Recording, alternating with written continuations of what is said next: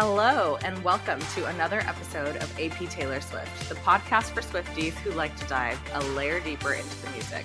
So lean in close, turn up your volume, because class is in session. We're your hosts. I'm Monsi. I'm Jen. And I'm Jody. And we are your unofficial professors of Taylor Swift.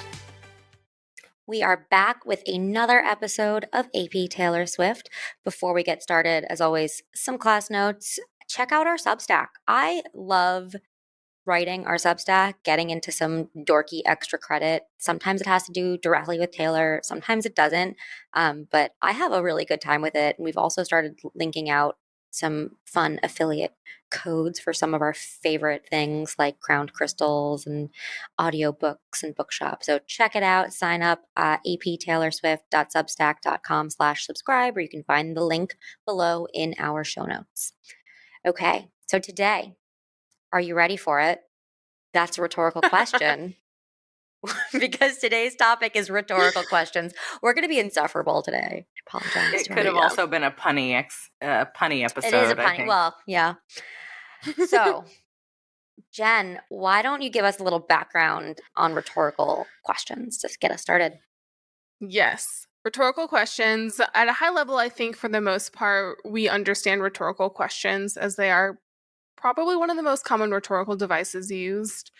Particularly, I have found just in TV and in literature anytime I was looking up examples for these, I could find examples from all the way back in Cicero's speeches in Rome to I have an example from The Office. So it is a well-beloved rhetorical device. So at a high level, it's a question that's asked in order to create a dramatic effect, to make a point. It's not asked to get an answer, which means really rhetorical questions are all about the intent and the effect of the question. So for example, if we were running late somewhere and I asked Chris, are you aware that we're running late? There's two ways that could go. I could be genuinely asking to get an answer, like, hey, are you aware that we're running late?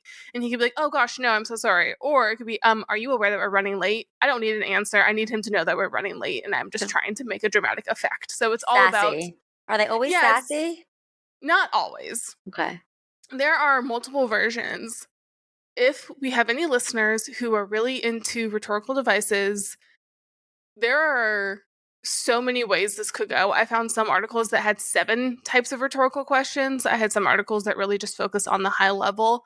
I have chosen the 3 types of rhetorical questions that we will be discussing and that were also happen to be the most commonly represented in these lists. So I'm going to go over 3 different types. There's more. Each of these types have like 5 different names. I'm not going to give you all of them. There'll be links in the show notes if you want to pull a full Jennifer and lose 2 hours of your life to this research, but I am not going to force you to do it. So some of them can be a little more sassy or lighthearted or just creating a dramatic moment. So the first one would be anthypophora, also known as hypophora. That one seemed to have really both. And it asks a question in order to answer it immediately, which I did this. I was just editing this episode, but by the time you hear it, it will have released. When we did our animal studies episode and I talked about White Horse and made it all about medieval history and chivalry because I wanted to talk about it, I, at the end of that section, said, did I make this song about something that personally interests me? Sure did. That's anthypophora, where it's you ask the question, but you also are going to answer it. That one is very common, particularly in things like what we're doing, podcasts and content creation, where you're talking to your audience, but they're not necessarily going to respond to you. So you ask the question, but then you immediately answer it. So it kind of creates that back and forth. Or in a speech, I'd imagine, because your audience isn't responding to you directly, but you're asking the question to them and you're answering it right away. The next one is epiplexis, which is a rhetorical device in which you ask a question in order to admonish rather than to receive an answer. So this could be done in a very intense way, or it can be done in sort of a lighthearted way. The example that immediately came to mind for me is the Michael Scott, "Why are you the way that you are?" question, which is a GIF I have sent many times to many people. But I think he's asking it to Toby, I would assume. But he's not asking to actually get an answer of why is this person the way that they are. He's asking that question to admonish them and say, the way that you are is in fact irritating me or annoying me. So What's wrong with you? That's a question, but it's an epiplexis because you're admonishing and chiding the person. Yeah, and usually the answer is sort of assumed in that, like, there is no answer, or you're just chiding them, and it has a different effect than saying, like, you are terrible, of saying, why are you the way that you are? The fact that you can't even answer why you're like this is part of why you're the way that you are. It has that layer. And you can do it lighthearted, like the joke, or there's some, more serious versions as well. Finally, we have erotesis, which is interrogation. This is the most intense of these, where it's really a question that's trying to elicit a strong reaction, and it usually anticipates some sort of a negative answer, and it's usually impossible to contradict. This one can kind of go multiple ways, but interrogation's a really good way to think about it. If you think about someone in the interrogation room in a crime show. The Olivia Benson rhetorical question, just to make it related to Taylor. And this is the one that I think maybe really engages the audience the most. It's like the audience should have an answer in their head or have like some sort of reaction. You're always trying to elicit a reaction with rhetorical questions, but this one specifically is like, I think, more engaging of the other. A very strong reaction. Yeah. Yeah, it almost, not always, but it almost feels like there's that call to action should follow, where you ask this question and then either you come up with it as the audience or they're going to give it to you. This one came up a lot in a lot of political things, where asking these types of questions is very common in political rhetoric. They're persuasive, and I guess that's also why it works in music, which I think is a good segue. I kind of want to pause and like I'm going to ask a rhetorical question because y'all can't answer it, listeners, but like, what songs do you think we're going to pick on today's episode based on, I guess it's not rhetorical, but it's a thought exercise. Anyway, I've got the first one. Is it over now? Rhetorical question and a song. This is from 1989 Taylor's version. So 1989, the original came out in 2014. This was not on it. This was a vault track. So this came out in 2023. I love when she does this. This is track 21. It's the last track on 1989 Taylor's version. And she's saying, is it over now? As in, like, you could read that as like, is the album over now? And the answer is yes. Yes, it is. It's a rhetorical question. Talk about a dramatic effect. This is such a dramatic song. Dramatic. Very dramatic. She does this, and I love it. Written by Taylor Swift and our boy Jack Antonoff. So yeah, you got the question in the title. Is it over now? This, I believe, is an example of epiplexis, asking a question to admonish rather than to receive an answer.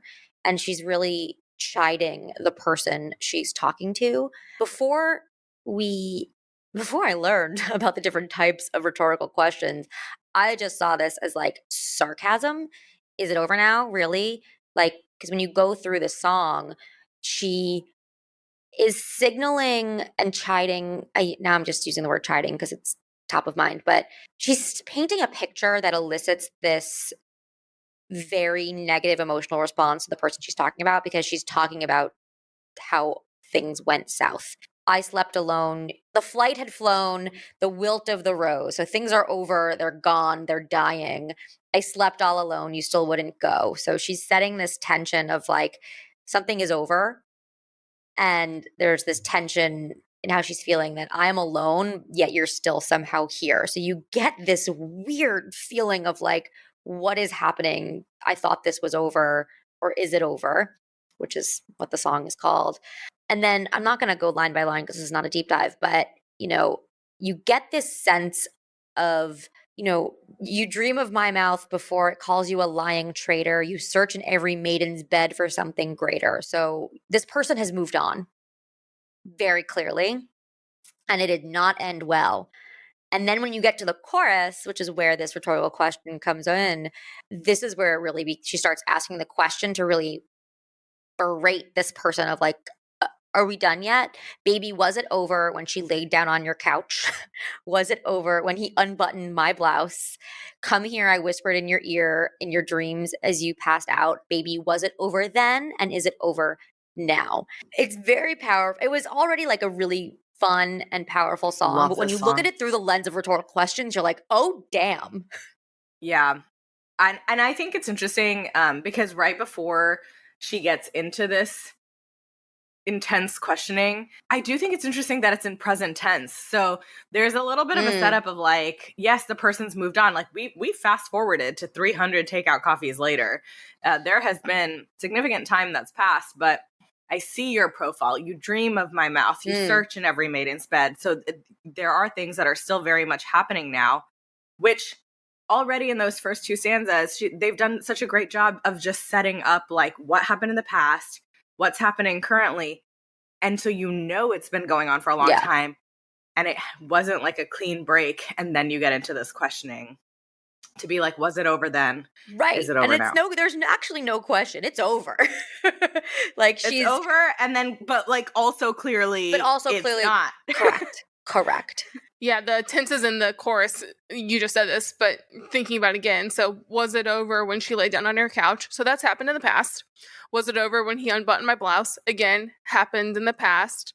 He's dreaming about her. And was it over then? And is it over now? And so you have this timeline of all of these dalliances, I'll say, if I want to use that word, apparently. I like that word. And however, there is still no closure. There's been no conversation. And I think it gets in, I'm going to jump ahead just a tiny bit to the next rhetorical question is, and did you think I didn't see you? And the answer, there were flashing lights implying that other people saw you, that there were pictures, that there was evidence of this. So I submitted to evidence, if you will. And so did you think I didn't see you? So there's all these questions about all these things that have happened. Is it over now? Also, did you think I didn't see you? I'm fully aware of everything that's happening.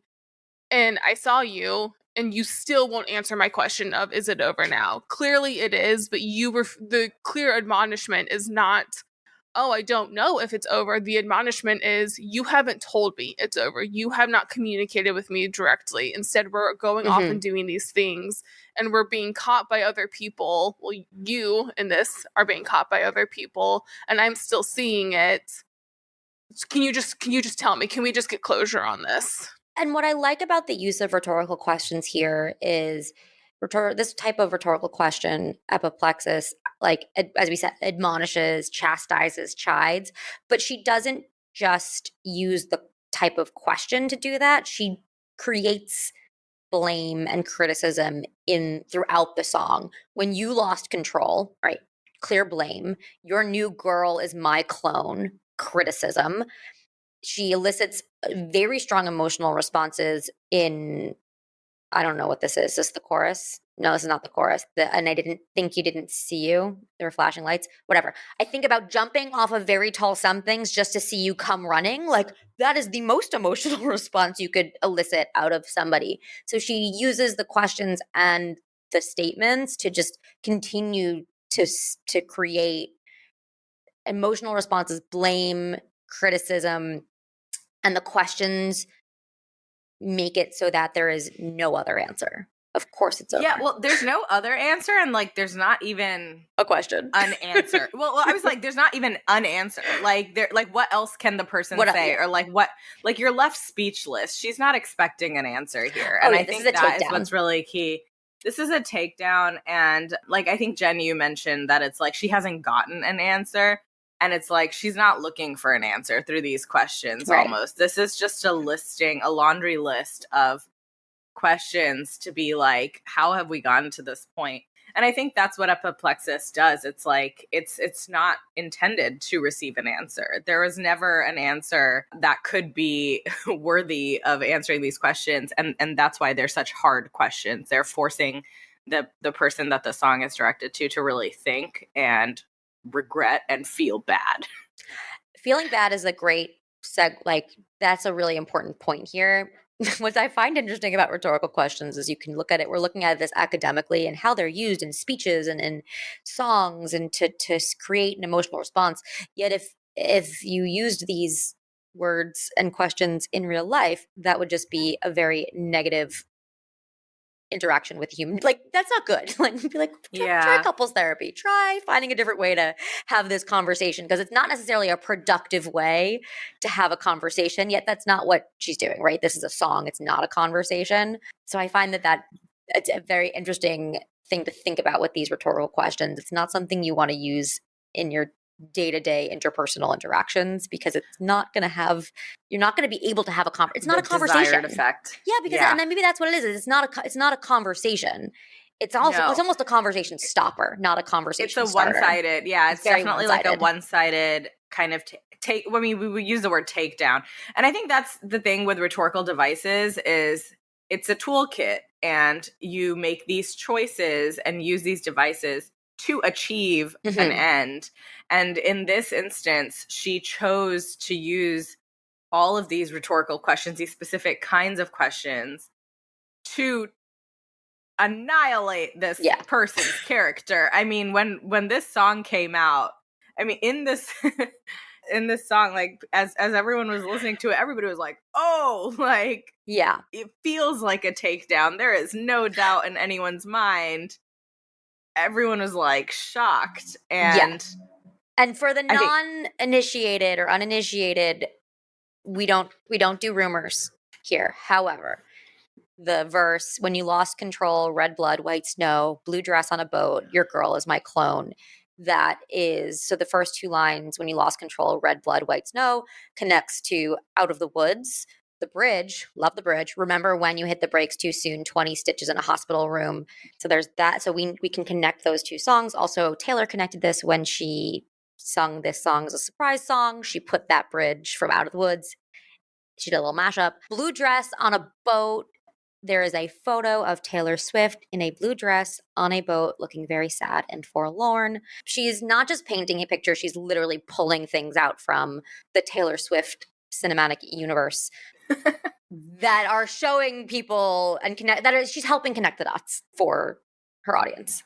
Yeah, no, she definitely is. And two things. One, to what you were saying, Monzi, about rhetorical devices being a tool. That's part of why when I went through the examples, I used the Michael Scott one, because it can also be funny. And that's a question I have asked friends jokingly of, why are you the way that you are, when they do something weird or quirky. And it is not intended to truly insult them. It is rhetorical devices are a tool. And things like, you can even think of kids. Are we there yet? Well, we're on the highway, so obviously no, we have not arrived at our destination. Totally genuinely. Sorry, Mom. And then the other thing, I like doing this with analysis, and we've done this, I believe, sometimes with metaphors, but as always, if we're using this rhetorical device, why this device? And one of the ways you can ask that or analyze that is imagine it as a different device. So it's interesting to just even imagine this chorus, and instead of what it is, something like, "Baby, it was over when she lay down on your couch. It was over when he unbuttoned my blouse. Come here, I whispered in your ear as your dream as you passed out. It was over then, and it's over now." The very different, totally different impact of that helps you see why this rhetorical device was useful and works, and the impact it had. Instead of saying, "I'm aware that it's over," by making it a question, it is putting so much blame on the other party. Even though, was it over when he unbuttoned my blouse? Right. The speaker acknowledges that the speaker did something here too. The speaker also had a dalliance, if we're going to stick with that word. We love the word. We're in Bridgerton now. It's a dalliance. Oh my gosh, we are in Bridgerton. However, by making it a rhetorical question, like you said, everyone sees a song as an absolute evisceration of the other person, despite the acknowledgement of the speaker's own decisions. And I believe if it had not been rhetorical questions, we would not have seen it quite that way. It would have really changed how the song was viewed. And I actually also, because there's no clear answer to the questions, and there's not supposed to be, I'm not as sure that it is over now. It's one of those that you think it should be, but because she's asking the question, it leaves a sense that there is still room for interpretation, or there's something more complex happening here, or the question begs to be asked, therefore it's something still worth considering. It's like all this stuff has happened. Clearly there were signs that it should be over, but there is still a question remaining. which indicates that something has not been resolved. It's an on again, off again relationship. And so that's a rhetorical question, like, is it over now, is a perfect way to describe an on again, off again relationship where you're just like, I don't have an answer, because sometimes we're on and sometimes we're off, even when it feels like this is so definitively, we are not together. Somehow that's not the answer. Yeah, and we didn't get a music video for this, but I definitely get the visual of just somebody like throwing paper in the other person's face. It's like, it's like your receipts, you know, like it's like receipts in the form of questions of like, what about this? What about this? What about this? And that's just kind of the visual that I get. I also, it should be over. It should be over 300 takeout coffees later, but it's not. I love it. I got very excited that it might not be over, but given that this is a Volt song, it was still over. Written like it is a decade and 1989 ago. Is over as well. It's over now. Or is it?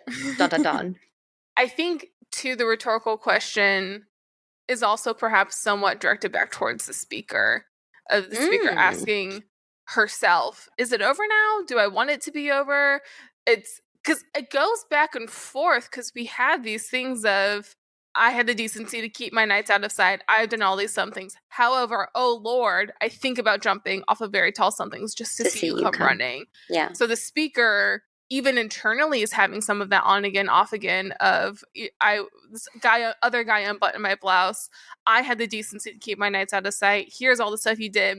But also, I've considered doing something very extreme just to see you again. Just to get your attention. So, is it over? Can you say it's over? So then I know it's over, but do I want it to be?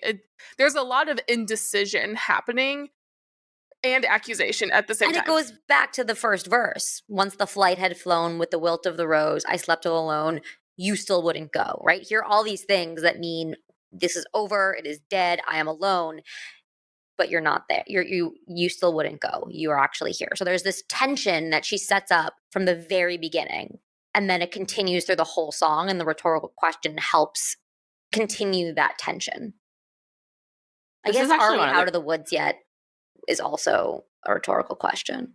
Yeah, and this is one of the reasons that I actually really, really love this song, because Out of the Woods is a very anxiety-ridden song, but very kind song, I think, to the subject in many ways. 7, I want to say, eco-criticism, we do Out of the Woods. This song also, I know we talked about how it's such a takedown and it just like blasts the other person's character, but the reason I love it is that the speaker definitely is complicit in the thing. Clearly, like when you read it, like it's not just when she laid down on your couch, it was also he unbuttoned my blouse. Like even in the chorus, like she's saying like there were mistakes we both made, and like, was it over at that part, or was it this part, or was it this part, or was it this part? But somehow the listeners very clearly leave with like the character assassination of it. Taylor. Yeah, they leave on the speaker's team, but it's at the same time, it's like the song could have been a lot worse. There is a lot of admission of her own guilt or the speaker's own role in this, and the fact that it might not be over for them as well. And so I guess what I'm trying to say is it's very complex, and it's not as mean. It's like asking poignant questions to get to a point, but in a way that is brutally honest without necessarily being just mean, you know? Yeah. Like it's that's why it's so powerful, I think, is because it feels like a blade that just like cuts right to the heart and of the matter and like gets to the point without necessarily just throwing attacks. It's vulnerable. Like there's vulnerability on the speaker's part as well here. And it has just complicitness on both ends. Like in asking a question, it leaves the answer unspoken and out there rather than just saying something. And to Jen's earlier point, if it was just telling people what it was, it might have sounded a lot more mean. But because it leaves it open, it leaves this room for, I don't know, just a more complex answer that's unspoken. But at the same time, it invites like this, I don't know, complicitness. The other example of this, the epiplexis questions, were a lot of sort of the why God questions that you get in literature, where it's chastising God or the universe or fate and saying, why is this happening to me? And I think this type of rhetorical question in particular tends to make you empathize with the asker of the question, because it is typically someone is asking a question from a place of pain, and we as humans tend to empathize with the person feeling pain. And I believe if we had the same song from the viewpoint of the other person, because it is pretty even, their actions, likely we would have walked away empathizing with the other person. I think the person asking the questions, like you said, Monty, is coming from the place of vulnerability, coming from the place of pain, asking a person or someone, why is this happening to me? And we tend to just empathize with that, which is good. But as we've gotten into this, we've seen there's complexity, there's nuance. This was not a pure one person was right, one person was wrong thing. The song goes deeper than just that. And that's the messiness of the relationship. Yeah. It's just a really complex, messy relationship. It's a very successful use of rhetorical questions, in my opinion. We would love an answer song to this. just putting saying. It out there. Just saying. All right. Move on to the next question. Let's do it. I love audiobooks. They make it so easy to read while walking the dog, commuting to work. And with Libro FM, I can buy audiobooks directly from my favorite local bookshops. Libro FM lets you pick from more than 450,000 audiobooks. They're the same audiobooks at the same price as that large audiobook company out there, but you're supporting your local bookshops instead. We have our own playlist of recommended books in our show notes. And as an AP Taylor Swift listener, you can get 2 audiobooks for the price of 1 with your first month of membership. Use code APTS to claim your special offer and check out the books that we think Swifties will love at the link in our show notes. That's code APTS at Libro FM. All right, I am next. I chose Ready for It, which is from the album Reputation, which came out in 2017. It was written by Taylor Swift, Max Martin, Shellback, and Ali Payami, who I don't know if I'd heard of before. New writer to us. Yeah. I will say I am not a Swiftie who is deep into the world of her co-writers, so someone out there might be screaming because perhaps Miss Ali has done a lot with Taylor, and I simply did not know that. It was also track 1, which is, we always say the track, and sometimes it's relevant. It has been very relevant so far this episode. So relevant. I love it when she does that. Yeah, it starts off with that beat and then asking, are you ready for it? And we can get into a couple of things. I will say high level with this song, I do believe this is the first one I talked about, the anthypophora. I'm pretty sure. You are correct. Sure I'm pronouncing well, that I don't know if you're pronouncing it. Yeah. And then that is the one where you ask the question, there's an immediate answer. And the question is, are you ready for it? And I would argue that dun, dun, dun is the answer. It's, are you ready for it? Interesting. So you're hearing the music as the answer. Yeah, to me, that's what it is, because it's, are you ready for it? And then the answer is, well, it's starting. This is what's happening. To me, it reads the same as if you're at the top of a roller coaster, or if you're on a whitewater rafting trip, and as you're about to go into the big rapids, or as you're about to go over the roller coaster, someone's saying, are you ready for this? And then you immediately go into it. It's not a genuine, are you ready to go kind of question. Right. It's a, we're it. Here. This is happening. And I am warning you 1 second before the action hits. And then the action that hits is the answer, because ready or not, you're doing this. So hopefully you are ready for it. You mentioned the song number, but because of the order in which she's like re-releasing everything, it wouldn't have been a connection when the song first came out. But if 1989 ends on a question, which is it over now? And then Reputation starts on a question, which is, are you ready for it? Like, they're both consecutive albums, and she's got 2 different rhetorical questions, ending and starting. So I think that's Taylor. Really interesting. A+. Well, and she does it in the Eras tour. She starts Reputation with, are you ready for it? Which, in that context, the question at least feels like to me is, are you ready for the Reputation era? Are you ready for these songs? Yes, we are, Taylor. We're ready. We're ready. It's, that bass beat, it's an incredible opener. So it's an interesting song to me in that, are you ready for it? has multiple purposes. Are you ready for the album Reputation as you're listening to it? Are you ready for this part of the show? Are you ready for the new Taylor? All of those questions are there, which is so fun. It has so many layers. And then we can actually get into the song, and there's the Are You Ready For It has a completely different meaning in the context of these lyrics.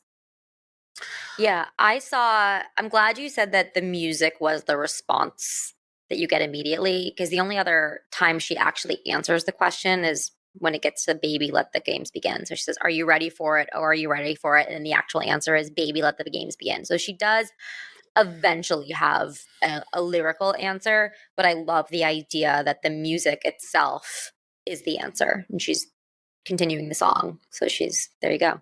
Yeah, it feels a very experiential question of, are you ready for it? I also think it's the end of Parks and Recreation, which I know you guys don't watch, and I keep referencing it, and you guys never know what I'm talking about. Some of our listeners, I'm sure, do. So, well, the ones from Indiana do, but I'm sure. Is it set in Indiana? Yeah, it's set in Indiana. Yeah, context clues. I figured it out. And there's, at the end of the show, there's a question to the main character and her husband that's like, are you ready? And they leave. It's a rhetorical question in that they go and leave, but there seems to be a bigger question happening at the end of, they seem to be important. They're both in suits. So is one of them president? Is one, there seems to be this bigger question happening, being ready for something. So I think this question alone we see a lot used in a ton of different types of media where it's like, are you ready? As someone walks onto stage, they have the biggest show of their life, or those types of things. And we're getting it in this song as well. In the context of this song, it's an interesting question to ask, because when you actually look at the lyrics, there's a lot of negativity. Totally different within the context of the song, which is fascinating. Let's talk about really go with the context of the song, I feel like it's so kind of random. Let's find out, because there's a lot of negativity here.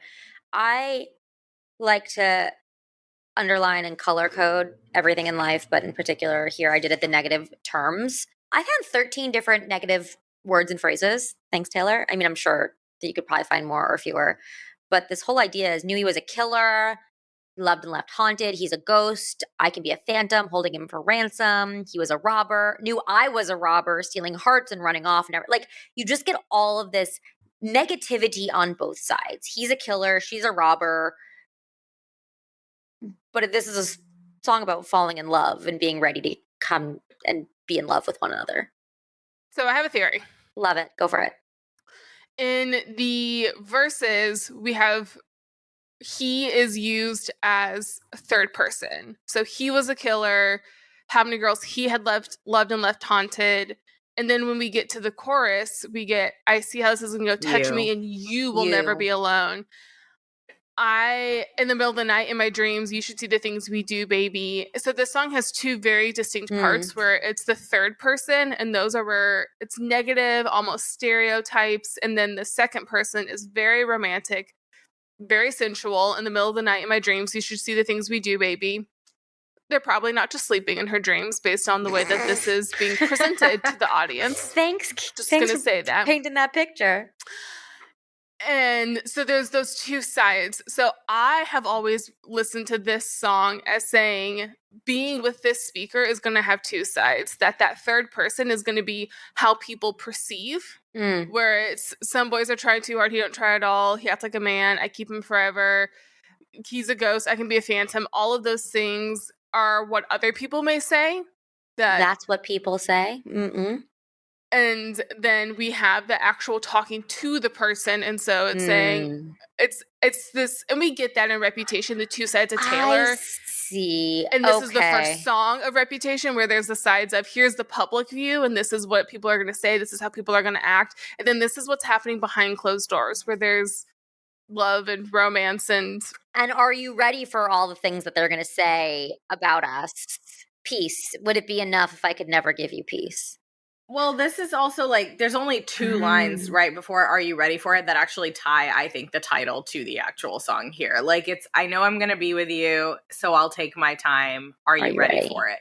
And it's really interesting because usually the title of the songs that she picks has more to do with the song, I think. But in this instance, the title of the song, to your point, Jen, like it has so many different purposes. It could be like opening up the album. It can be like, are you ready for this part of my concert? Like, are you ready for this tour? And it can mean so many different things. And then here in the context of the song, it's really just like, I know I'm going to be with you and it's going to happen. So I'm going to take my time.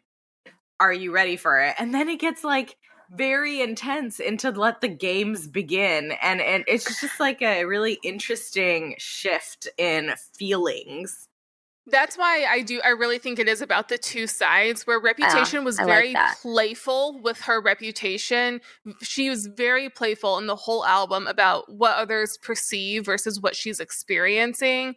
And so the idea that she's twisting all of that and looking at someone in this song and saying, this is what everyone's going to call us. This is what I want to do with you. Let the games begin. Let the games This is fun. This is like, let's go for it. Instead of previous albums, which we've talked about these songs, even Is It Over Now, there's some anxiety, there's some fear, and Reputation was such a reclaiming of so many things that I think it's also this reclaiming of the fun and the chaos of her life, where she's like, baby, let the games begin. She's welcoming the challenge, which she did so much in Reputation. And an understanding of these two sides of things, that it's not just going to be about us in our relationship. There is going to be everybody else in the world who is looking at it and making comments or theorizing about it.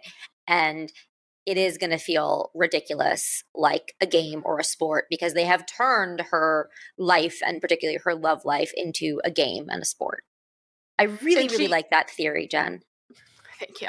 And she, even after Baby Let the Games Begin, she has the lines, SBS is going to go, touch me, you'll never be alone. Island Breeze and Lights Down Low, no one has to know. So this song is also, I know some people will say it's about a specific relationship. Possibly. We don't know. But this song also, to me, feels very metaphorical for she hid for so long. So no one has to know. Lights Down Low. There was such a hiding. And to come out of that with this Baby Let the Games Begin, are you ready for it? Deep bass is like such an...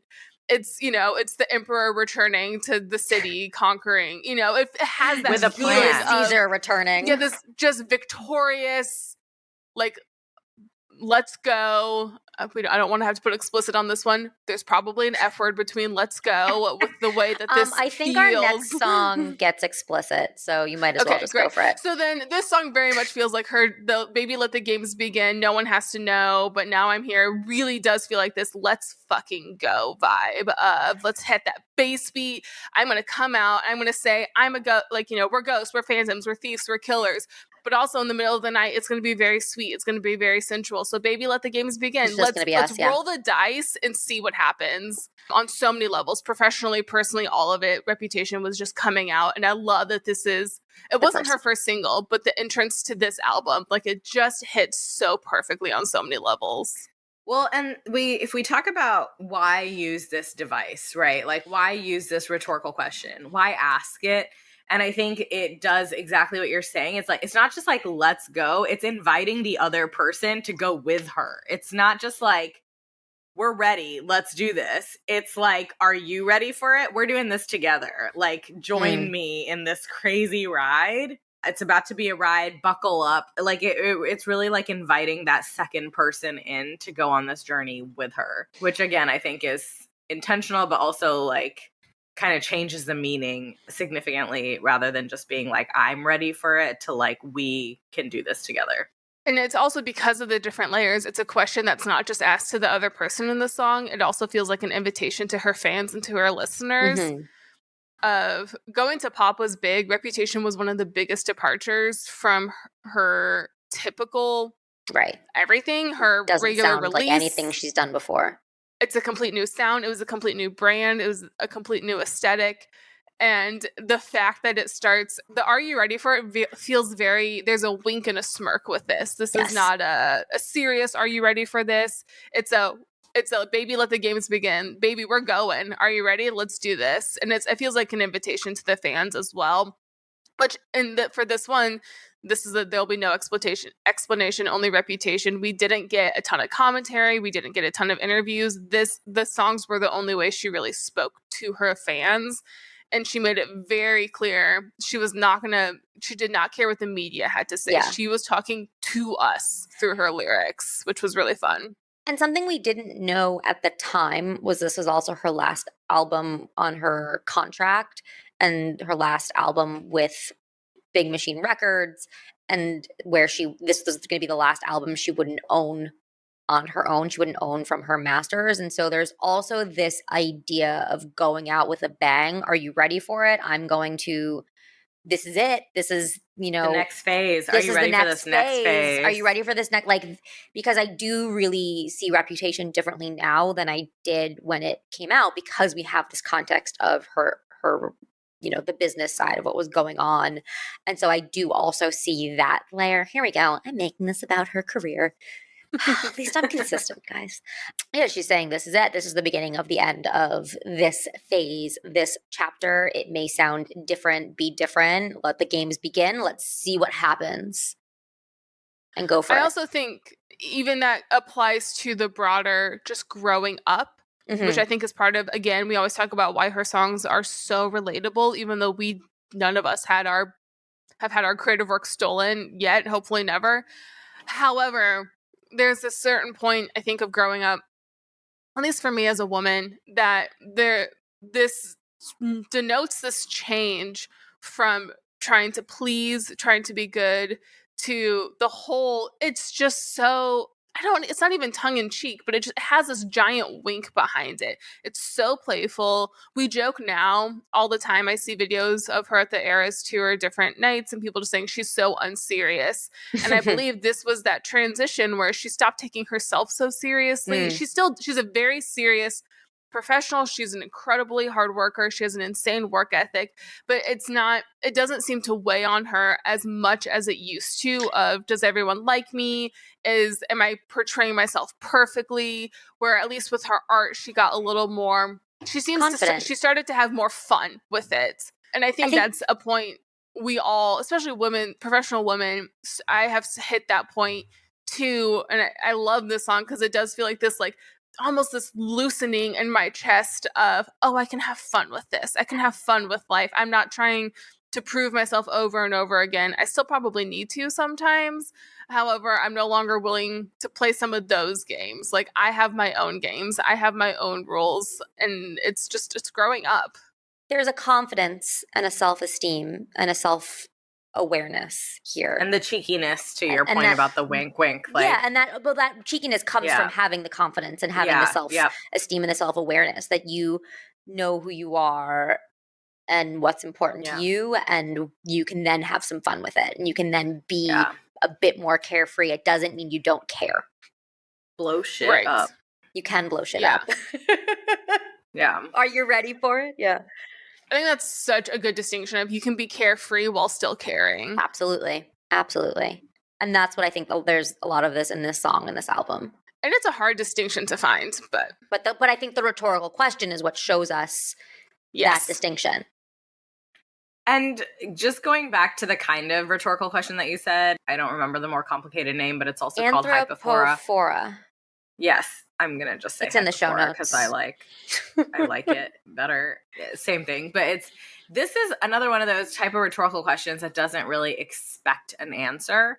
So I think it's yes, it's inviting the other person in. It pulls somebody else into the conversation, but there's no expected answer. There's no right or wrong answer.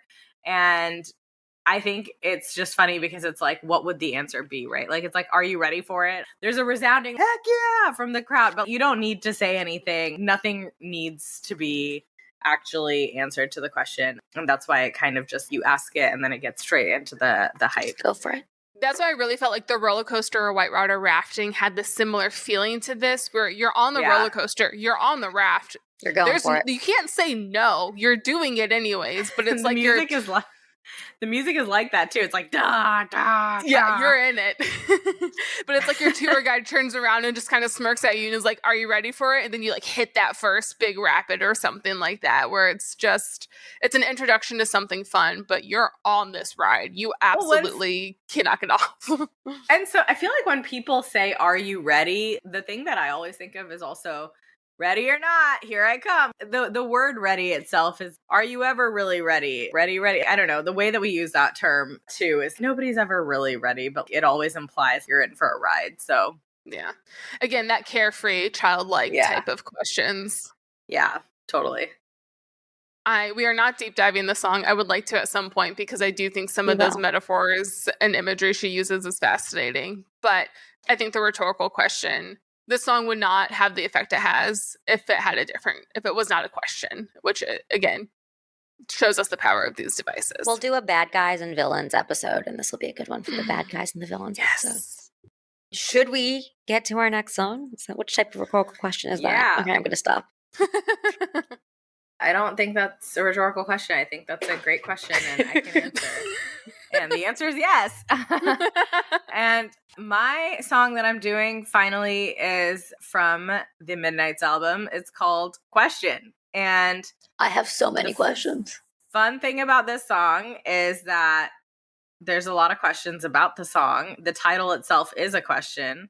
But before I dive into that, we'll really quickly do the important facts up front. It's actually track 7 on Midnights, which came out in 2022. So we had a ending song, we had a beginning song, and then this one's just somewhere in the middle. And it's written by Taylor Swift and Jack Antonoff. Ooh, veering from your usual. Yes. And I think like in some of her later music, like her and Jack really have hit that stride. So they're one brain. They are it's one not brain. 2 writers. It's one writer. Yeah. It's one brain. I also feel that when they put their brains together, it's definitely always more confusing and complicated songs sometimes. So we are going to be doing the deep dive on this one as a Thank God. disclaimer. When we decided we're doing the song, all 3 of us were like, yeah, we need to figure out what the heck so many the song questions means.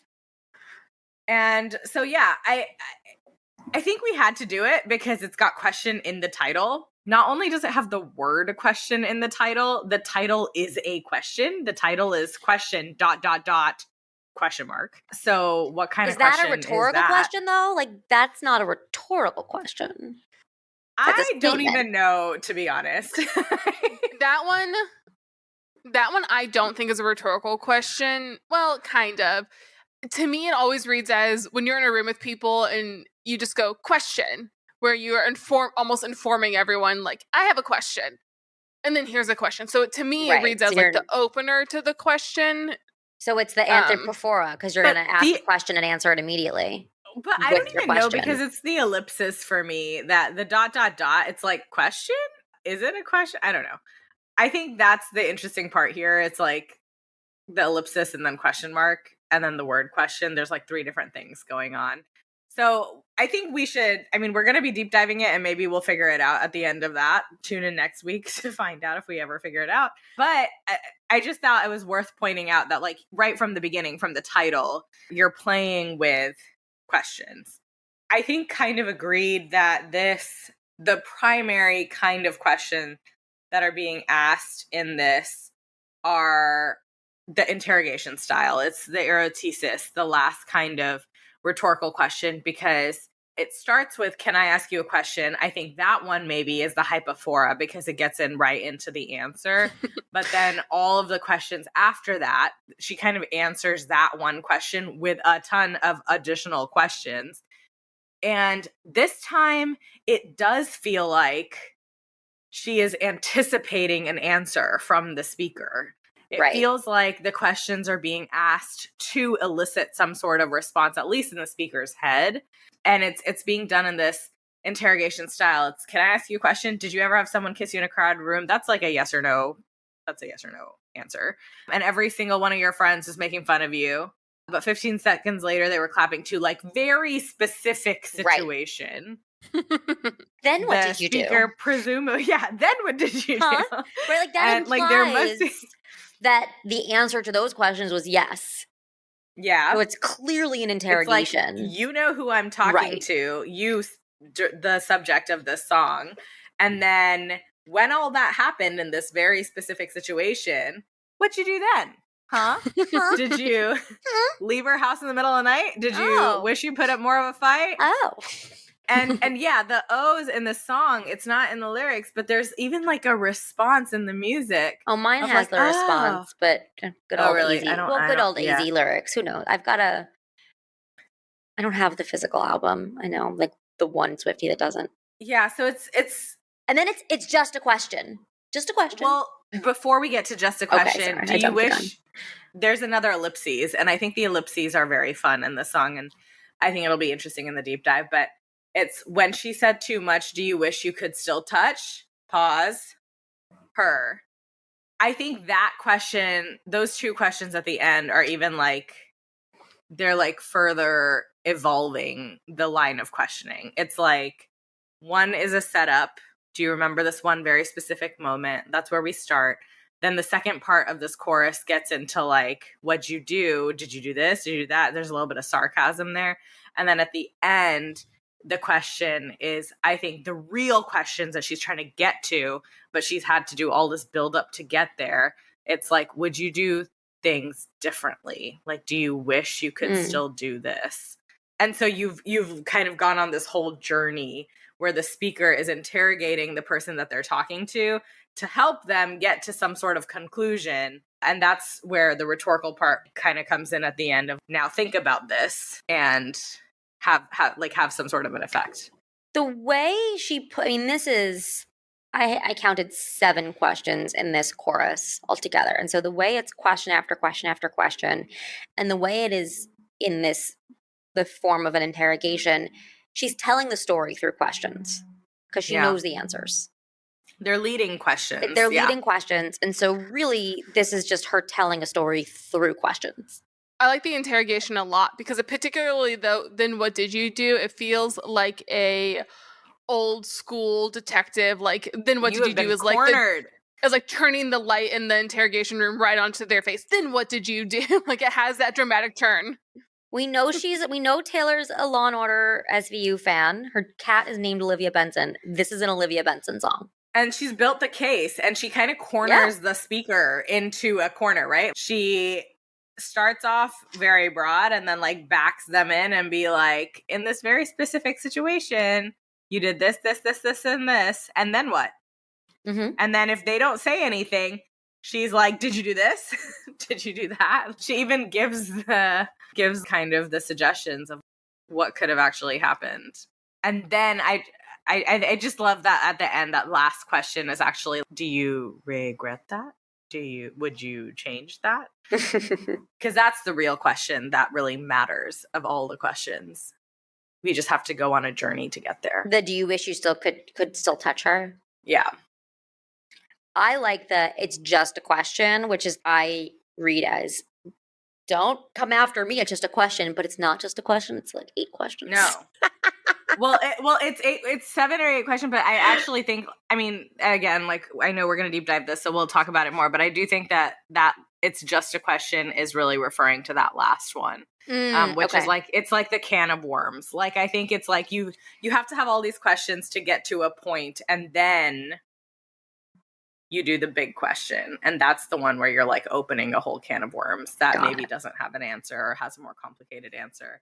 And that's right when she backs out and she's like, it's just a question, and minimalizes the big dramatic effect that these rhetorical questions have had. I think when I was getting into this, was struggling when I started between the difference of rhetorical questions between not the last one, I apologize. The first song we did, which was more of that chiding, and then this is more interrogation. And I think the difference, these songs demonstrate it well, is that in Is It Over Now? The answer is very clear that it should be over. I mean, we got into the complexities of it, but there's no real answer. It's a chiding. It's saying, it's chiding the behavior. It's chiding the lack of communication. Versus this, it can come across a little chiding, but it does seem more like an interrogation. Like, this person wants whoever they are talking to feel something, to do something, there's an action on the other end versus just this isn't a why are you the way that you are. It's a did you do all this? Do you want to still touch her? I genuinely, like, you're not going to answer, but you should think about these questions and try to come up with what you actually feel about the situation. It's very, now go in a corner and think about what you did. Yes. But also in a very condescending kind of way. Like there's a line in here of like, I just may like to have a conversation followed by another interrogation. So the speaker is in a position of power. She's using these rhetorical questions to still kind of like talk down to the subject, which is where we get that interrogation type of feeling. You feel like there is a little bit of a disbalance there. Possibly, but also in the definition of erotesis, it's elicit a strong reaction either in agreement or rejection. So like the person she's asking the questions to may be like, yeah, you're right. So, or they could defend themselves and be like, no, you're wrong. So I don't know. We'll get into the deep dive into how I read the full song. But yes, when you're just, especially when you're just in the chorus with the laundry list of questions, it's very aggressive. I think that it's the interrogation style that makes it feel like there's some sort of an inequity, right? Like maybe it's agreement or maybe it's a disagreement, but at the same time, it feels like there's one person in power that's like kind of making one person. Unlike in "Is It Over Now," where the speaker also is mutual, complicit. In this one, it feels much more, I'm going to pepper you with all of these questions because you did something wrong. Well, and it's like, I just may like to have a conversation. It's just a question. Maybe it's like the use of the word just. It's almost like minimalizing this thing, but in a way that makes it feel like condescending in a little way, or didactic, maybe. The condescension to me comes in the last couple original questions that we get, which I think is the bridge. Shocking. Does it feel like everything's just second best after that meteor strike? And what's that I heard that you're still with her? That's nice. I'm sure that's what's suitable and right. That to me is like pure condescension. Yeah. So it's interesting because there's more questions there. And so we definitely need to deep dive, I think, her use of the word just in this song, because I'm noticing that there's quite a few of them sprinkled in. But yeah, the one thing that's so interesting about Taylor's later music too is like how good she gets at using tone in her lyrics. It's not just the lyrics, but it's the way that she sings it, or even the tone that's woven. And this is definitely one of those songs that has like a really strong tone when she's asking those questions, and the way in the music it responds to like, oh, you're really in this really interactive kind of play, and kind of like going for a ride with the words. Your mother talking down to you, wagging finger, which is a interrogation of sorts. Yeah, well, this is one too that we see a lot in politics. The bridge in particular, you're right. Does it feel like everything's just like second best after that meteor strike? Very different context, but you can almost hear a politician asking a question sort of like that, where it's so obvious what they're saying, but they're asking their political opponent this question in a way that's like, well, you're an idiot if you answer. Yeah, there's a lot of judgment. So much judgment. You're an idiot, so I'm having to lay out everything for you in this question. And also, there's no way you can answer this and come across as a good person. Like, there's no good answer to this. This is very much an interrogation, sort of a shutdown, and saying, you know the answer to this, and you need to like get yourself figured out because you know the right answer, but you are not behaving in a way that indicates you know the right answer. So fix that, is very much the feeling behind that. Actually, we keep saying interrogation, which brings that good cop, bad cop interrogation room kind of imagery. But I actually think that I'm also thinking of it in terms of cross-examination, like in a courtroom, in front of a jury. Like it's the way that like lawyers build cases through questions so that a witness has to answer it, or like the defendant has to answer it. Like Elle Woods? I'm just going back to Elle Woods. Heck yeah. Well, just in our legal system in general, but yes. I know, but Elle Woods is the best. The best depiction of our legal system that one could have. No, I really like that, because as you say that captures what I was trying to get at and didn't have the words for, and now I have them, so thank you. This person is clearly on trial. It is not in a courtroom, but it is either between the two people or in a group of friends. There's some sort of social trial almost going on, and these questions are very much determining the guilt of the other person.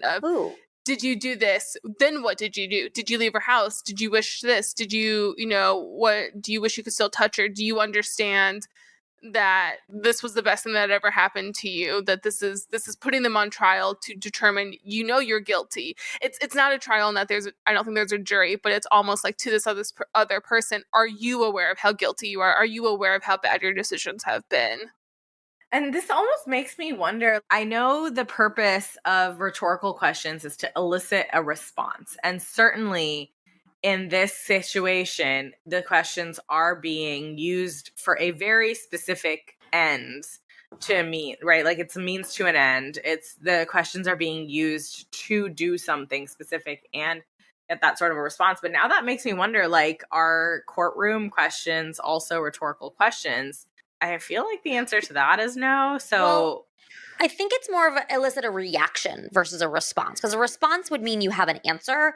A reaction can be just an emotional feeling, not necessarily an answer. I'm going down this rabbit hole of how we use maybe rhetorical questions in everyday life. And I'm actually thinking like maybe the courtroom questions are rhetorical questions, because it comes across as like a genuine line of questioning, but actually in some ways, lawyers are also masters of rhetoric. Yes. And they're using it to tell a story and build a case or whatever. So it's interesting to just like have that parallel and think about how it could even have like an application in real life. Did we just inspire a generation of English majors to go into law?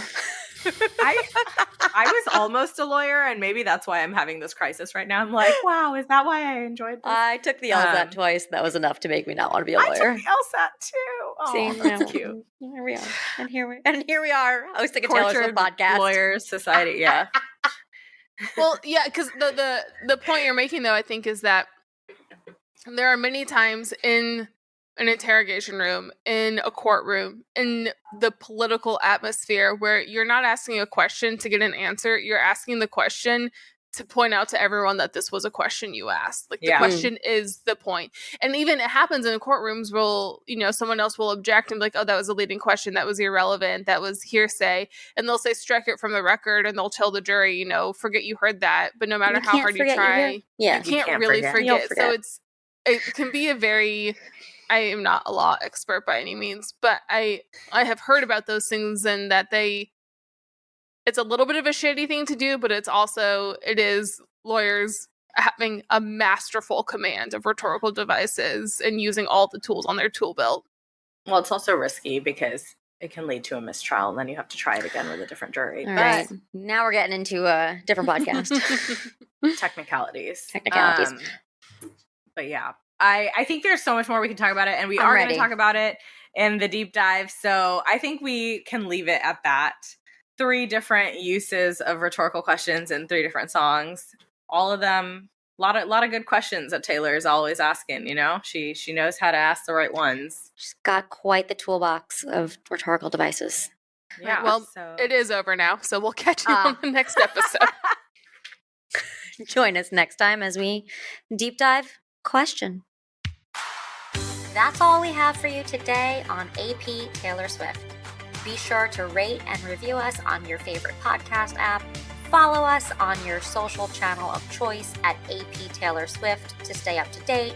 And join us next time as we overanalyze and deep dive into the next Taylor Swift song on AP Taylor Swift.